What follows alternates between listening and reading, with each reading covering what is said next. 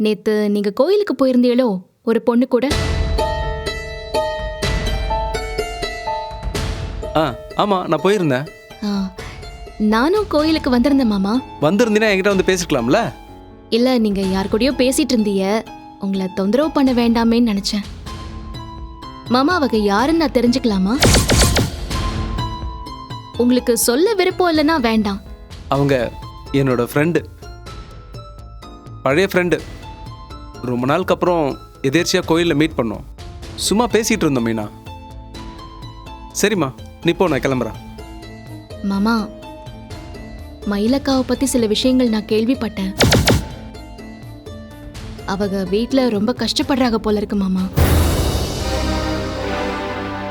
ம், அவ தானே வீட்டில் எல்லாரையும் கஷ்டப்படுத்திட்டு இருந்தா. கொஞ்ச நாளைக்கு அவளும் கஷ்டப்படட்டும்.